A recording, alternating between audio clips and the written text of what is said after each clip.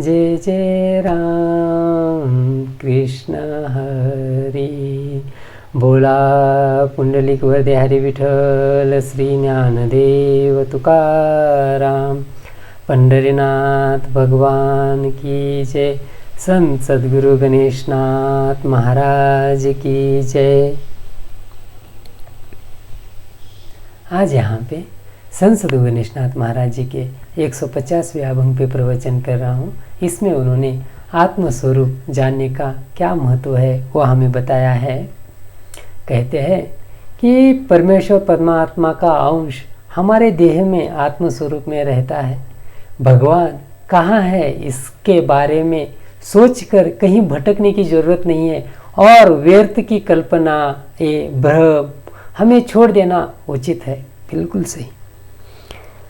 देखिए, अगर हमने दृष्टि खोली और इस विश्व के तरफ देखा तो कितना सारा विविधतापूर्ण वातावरण है, और अगर इन सब में हम भगवान को नहीं देखते कि उसका कारण है हमने खुद को नहीं जाना। अगर हमने खुद के आत्मस्वरूप को जाना, खुद कौन है ये जाना, तो ऑटोमेटिकली पता चलेगा कि वो पंच महाभूत जो हमें बाह्य जगत में दिखते हैं, वायु, अग्नि, जल, पृथ्वी और आकाश, ये सभी हमारे इस देह में रहते हैं। तो इस देह का स्वरूप जानना यानी कि प्रकृति को जानना। उसके बाद आता है चैतन्य शक्ति, यानी कि ये सृष्टि कैसे चलती है, वो चलाने वाला कौन है, उनको जानने से पहले भगवान कहाँ है ये जानने के लिए ये भटकने की ज़रूरत नहीं है यहाँ वहाँ, या कल्पनाएं करने की ज़रूरत नहीं। कहीं स्वर्ग में है, कहीं नरक में है, ऐसा कोई कल्पना करने की ज़रूरत नहीं। क्योंकि हमने कल्पना की कि आकाश में कहीं तो परमेश्वर परमात्मा है, वो तो इस धरती पर भी है, वो तो हर कण कण में रहता है।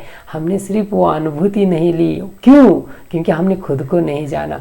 अगर वो खुद का आत्मस्वरूप जानेंगे तो ये भटकने की ज़रूरत है ही नहीं। ऑटोमेटिकली हम खुद को जानना यानी कि भगवान को जानने के जैसा ही है। प्रकृति विविधता स्वरूप है, परंतु चैतन्य शक्ति का स्वरूप एक है। देखिए आंखें खोल के आपको विविधता ही विविधता दिखेगी, और इसमें भगवान को थैंक यू कहना बहुत ज़रूरी है हमें। क्योंकि सब एक जैसा ही होता, सब फूलों का कलर एक ही होता, सब फूलों का स्मेल एक ही होता, सुगंध एक ही होता, सब आदमी एक ही जैसे दिखते, तो हम एक दूसरे की पहचान कैसे करते? बहुत मुश्किल होता है ये सभी बातें। इसलिए भगवान ने किसी को गोरा बनाया, किसी को काला बनाया, क्योंकि ये हर एक प्रकृति मतलब देश काल और परिस्थिति अनुरूप हुआ है। यानी कि जहाँ सूरज का प्रकाश ज़्यादा रहता है, उष्ण कटिबद्ध प्रदेश जहाँ रहते हैं, वहाँ आदमी काला पैदा होता है। जहाँ शीत प्रदेश रहते हैं वहाँ आदमी गोरा पैदा होता है।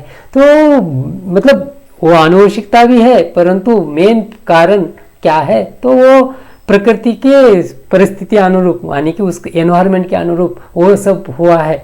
तो ये जानने के बाद हमें पता चलेगा कि ये विविधता में बहुत एक सौंदर्य है। अगर ये सौंदर्य का अनुभूति लेना है तो पहले हमें ये जो झगड़े हैं विविधता को लेकर, हम जो झगड़ते बैठते हैं एक दूसरे के साथ, वो बंद करने होंगे और सुख अनुभव लेना होगा। और वो तभी ले सकते हैं जब हम खुद को जानते हैं, खुद का चैतन्य स्वरूप। इसलिए आत्मस्वरूप जानना बहुत इम्पोर्टेंट है।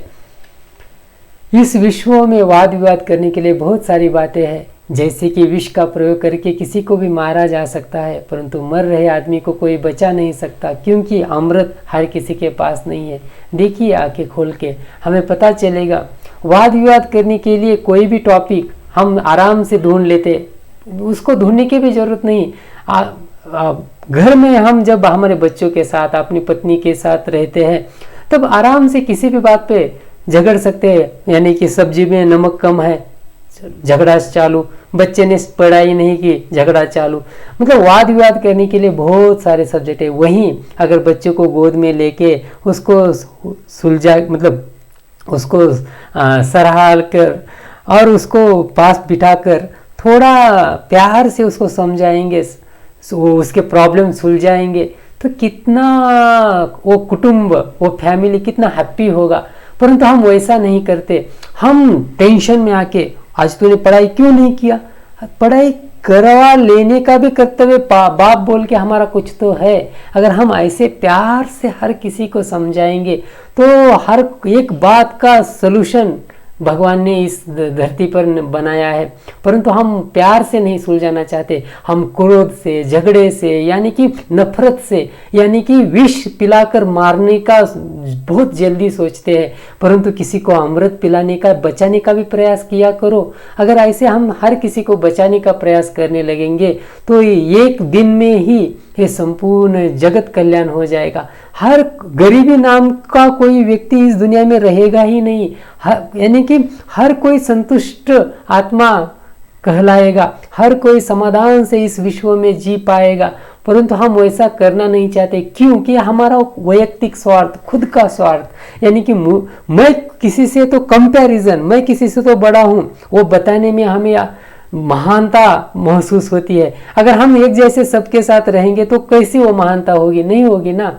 हम बच्चों को प्यार से समझाएंगे तो हम वहाँ आच्चा बन जाएंगे ना, तो हमें आच्चा नहीं बनना है। हमें उस बच्चे को दिखाना है, देख मैं बाप हूँ, मैं कैसे बड़ा हूँ। तो थोड़ा बड़ापन छोड़िए और उस छोटे बच्चे के जैसा बन जाइए। उसी में धन्यता है, उसी में हैप्पी फैमिली का सीक्रेट छुपा है। अगर ये जान लोगे तो ये पूरा संसार सुखमय हो जाएगा। इसलिए एक दूसरे के साथ हाथ मिलाइए।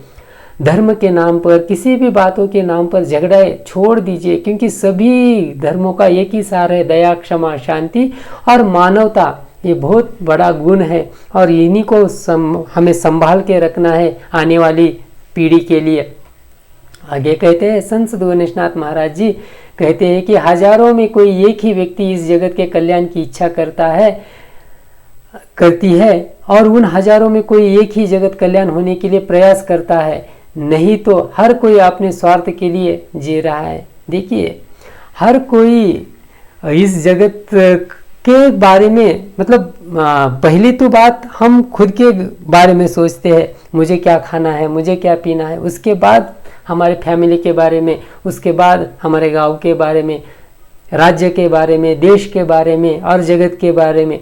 परंतु एक संत साधु महात्मा ही कोई होता है जो इस पूरे जगत के बारे में पहले सोचता है और सबसे एंड में वो खुद के बारे में सोचता है कि खुद ने खाना खाया या नहीं।